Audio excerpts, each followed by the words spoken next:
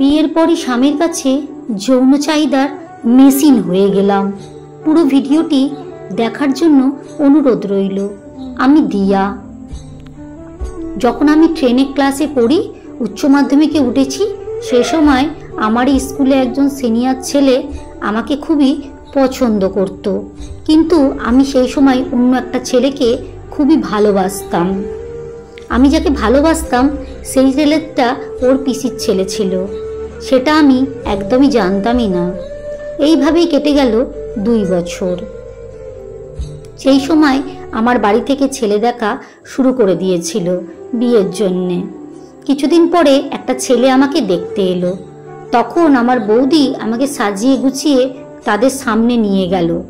সবাইকে প্রণাম করে ছেলের দিকে তাকিয়ে আমি পুরো অবাক হয়ে গেলাম।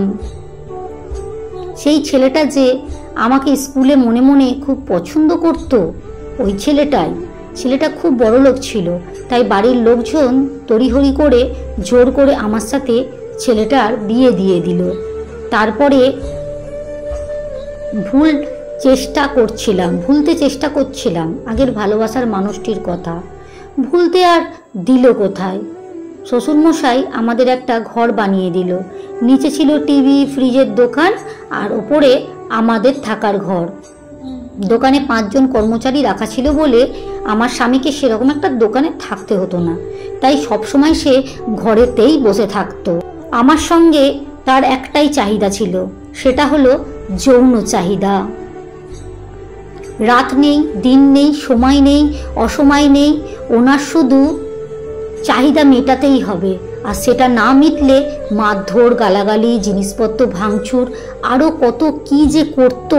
আমি তো একটা মানুষ, যৌন চাহিদার মেশিন তো নই। সেটা ভুলেই গেছিল বর নামক ওই পিচাসটা। হাতের মেহেন্দি ওঠার আগেই আমাকে ওই বর নামক পিচাসটার জন্য, অতিরিক্ত ব্লিডিংয়ের জন্য আমাকে হাসপাতালে ভর্তি পর্যন্ত হতে হয়েছিল। একদিন মাসির বাড়িতে ঘুরতে গেছিলাম। 3 দিনের জন্য বরকে আমি বলে গেছিলাম, কারণ আমার মাসির বাড়িতে একটা পুজো ছিল সেই সময়। সেদিন গেছি, সেই দিনই ঘটনায় রাতের বেলায় খাওয়ার সময় সবাই শুতে যাব, হঠাৎ করে মাসি আমাকে ডেকে নিচে নিয়ে গেলেন। নিচে গিয়ে দেখি সে এসে হাজির, আমার স্বামী এসে হাজির হয়েছে। ঘড়িতে তখন বাজে রাত্রি 10টা। মাসির বাড়িতে সবাই তো অবাক, এত রাতে জামাই এসছে বলে কথা, কি আর করবে। তারপরেই আরও সবাই অবাক হলো। আর আমার স্বামী আমাকে বলল তার সাথে নাকি আমাকে সেই সময় বাড়ি চলে যেতে হবে। এমনকি রাতে আমি যে পোশাকটা পরেছিলাম সেটা পরেই আমি মাসির বাড়ি থেকে বাড়িতে যেতে বাধ্য হলাম। মাসি ভেবেছিল আমার স্বামী মনে হয় আমাকে চোখে হারায়, তাই হয়তো। কিন্তু আমি তো জানি সে এত রাতে কেন আমাকে জোর করে বাড়িতে নিয়ে যাচ্ছে। বরকে আড়ালে ডেকে নিয়ে গিয়ে বললাম, দেখো তো কাল কালী পুজো, আজকের দিনটা এখানেই থাকি, কাল বলছি আমি বাড়ি চলে যাব। বরের কাছে এসে দাঁড়াতেই বুঝতে পারলাম সে প্রচুর নেশা করেছে।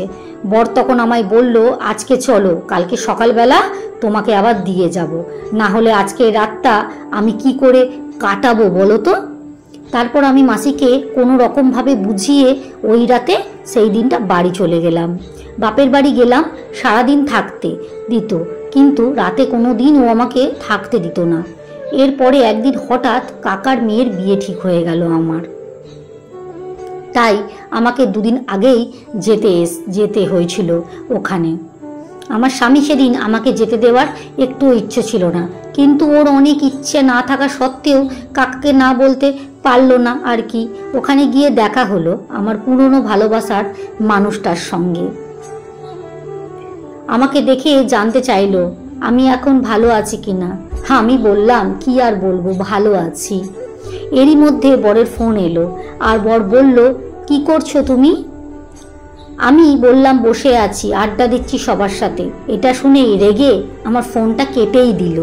ওই রাতেই বর 2 ঘন্টা পরে আমার কাছে চলে এলো, আর এসেই সবার সামনে আমাকে বলতে লাগলো, তোমাকে ডিভোর্স দিতে চাই। আমি শুনে অবাক হয়ে গেলাম, বরের দিকে তাকিয়েছিলাম। বর তখন আমাকে বলছে, আমার দিকে তাকিয়ে না তোমার কোনো লাভ নেই, বুঝলে? তোমার আমাকে ভালো লাগে না, তাই না? তুমি কি ভেবেছিলে রাতে পুরনো বয়ফ্রেন্ডের সাথে তুমি থাকবে? পুরনো ভালোবাসা আবার তোমার মধ্যে জেগে উঠেছে, তাই না? তাই তো সবসময় তোমার কাছে আসতে আমাকে তুমি বাধা দাও, সেই তো, তাই না? বিয়ের আগে কতবার শুয়েছো ওর সাথে বলো তো একবার। মাথা নিচু করে শুধু ভগবানকে ডাকছি, আমাকে এই অপমানের হাত থেকে তুমি রক্ষা করো। তুমি তো জানো ভগবান, আমি কোনো অসৎ কাজ করিনি, কোনো অন্যায় আমি করিনি। বাড়ি ভর্তি আত্মীয় স্বজনের সামনে আমাকে একের পর এক মিথ্যে অপবাদ দিয়ে যাচ্ছে। আমি অঝরে শুধু কান্নাই করছিলাম, মুখে কিছু সে সময় বলতে পারিনি। কি বলবো? তখন আমার হয়ে পুরনো বয়ফ্রেন্ড প্রতিবাদ করলো আর ওকে একটা টেনে একটা চড় মারলো। ও তখন আরও বলল যে দাদা, তুই তো জানতিস যে আমি ওকে ভালোবাসতাম, তারপরও কেন তুই ওকে জোর করে বিয়ে করলি? তাহলে এখন ওকে সবার সামনে খারাপ বলছিস কেন তুই? তারপরে আমার স্বামী আমাকে ডিভোর্সটা দিয়েই দিল। কিন্তু আমার ভালোবাসার মানুষটি তখন আমার হাতটা শক্ত করে ধরলো, আর ছাড়লো না। আমাকে বিয়ে করলো। এখন আমি আমার ভালোবাসার মানুষটির সাথে অনেক সুখে সংসার করছি। আমার একটা 2 বছরের মেয়েও হয়েছে এখন। কলমে অঞ্জু বিশ্বাস। ভিডিওটি ভালো লাগলে লাইক, কমেন্ট, শেয়ার করতে ভুলবেন না যেন।